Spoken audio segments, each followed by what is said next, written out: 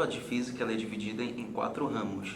Você tem mecânica, você tem a interação de luz e visão e você tem a interação da física térmica e de ondulatória. Esses 4 tópicos certamente vão aparecer em prova. Então o estudante ele tem que entender um pouco sobre eletricidade, sobretudo eletricidade doméstica, dimensionar circuito elétrico simples, saber um pouco de disjuntores, saber um pouco de fusível. Em física térmica, entender quais são as relações de calor com sensações térmicas de frio, quente, como as máquinas térmicas funcionam. Dentro da ondulatória, é importante que ele tenha uma noção sobre os fenômenos ondulatórios, reflexão, refração, saber um pouco de interferência, que é um fenômeno que aparece muito em prova. E sobre a relação de ótica, que quando a gente fala um pouco sobre luz e visão, entender as correções visuais, um pouco sobre lentes, como é que funciona a correção para uma miopia, para um astigmatismo, hipermetropia, entender os fenômenos naturais associados à visão, como formação de miragem, formação de dióptros planos, e também entender um pouco sobre eclipses. A gente tem que tentar fazer uma análise do Enem de 5 em 5 anos, porque a prova ela varia muito, a gente anda percebendo, né, que a prova ela varia muito de 5 em 5 anos. Então, adotando os últimos 5 anos, a prova está cada vez mais conteudista. Então, se você me perguntar qual foi a edição do Enem nos últimos 5 anos que deu mais trabalho para os estudantes, certamente foi a do ano passado. E a expectativa é que desse ano, novamente, a prova seja um pouco mais conteudista. A gente tem que imaginar que o Enem está próximo de uma mudança, e essa mudança ela já vem sendo ensaiada nessas últimas provas. Então, é uma notícia um pouco, assim, para o estudante que está se preparando muito, ele tem que encarar isso como uma notícia boa. Uma prova conteudista, ela é uma prova boa. Para o aluno que está sendo muito bem preparado, ele tem que pensar de forma positiva. Prova conteudista cai exatamente o que ele estudou. Quando a prova ela é muito fácil, ela acaba nivelando por baixo dos estudantes, e o TRI, ele acaba sendo um pouco, digamos que ele é um pouco irresponsável, esse TRI, se a prova ela for num nível um pouquinho mais baixo. Não sei se os estudantes vão encarar isso como uma boa notícia, mas a gente espera. O TRI é uma teoria de resposta ao item. A prova do Enem ela não é baseada em uma nota única. Por exemplo, você tem lá um total de 45 itens de natureza. Se você acertar 45, a sua nota não é 45. A nota ela tem um desvio padrão, e esse desvio padrão ele depende do nível de Brasil. Ele não depende apenas de você.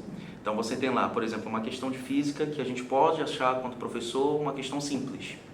Só que se o Brasil inteiro apresentar dificuldade naquele item, mesmo que para você tenha sido fácil, a tua nota ela não eleva muito, porque eles vão nivelar a partir do Brasil. Aí isso a gente chama de teoria da resposta ao item. Ainda mais a gente precisa de ter o estudante com uma certa regularidade. Na prova tem 15 itens de física, elas são criteriosamente divididas, tá? O critério ele é muito claro de ter itens fáceis, médios e difíceis.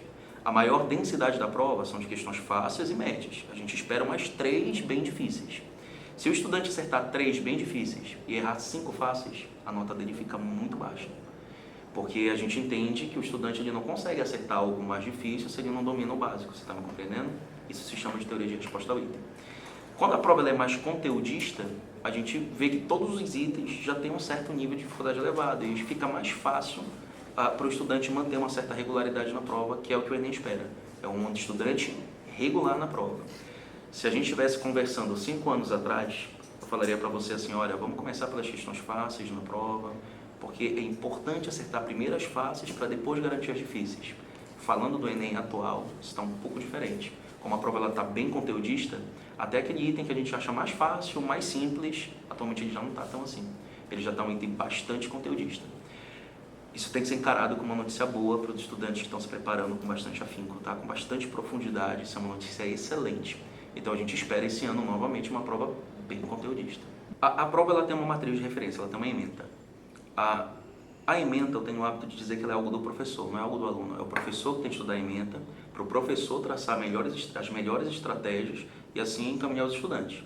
Só que não custa nada o estudante pelo menos uma única vez ler a matriz de referência, porque a matriz ela está indicando exatamente qual é a ordem para você estudar. Por exemplo, em física, lá está bem claro. O primeiro tópico dos anexos da emenda é para o estudante, está descrito assim, conhecimentos básicos e fundamentais.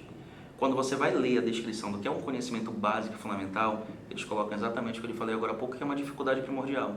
Sistema dimensional, trabalhar com notação científica, ordem de grandeza. A matriz ela começa por isso. Saber quais são as grandezas vetoriais e escalares, saber como funcionam os instrumentos de medida, dinamômetro, barômetro, velocímetro e afins. Quando você avança, O próximo tópico da ementa é saber a relação entre força e movimento. Então, eu quero saber como me organizar para estudar física sem atropelar as fases. Leia a matriz. Ela começa com análise dimensional, tá bem claro, conhecimentos básicos fundamentais, relação entre força e movimento, eletricidade, física térmica, é a parte que fecha o programa, e antes de física térmica você tem a associação de luz e ondas. Então, a organização seria essa mesmo.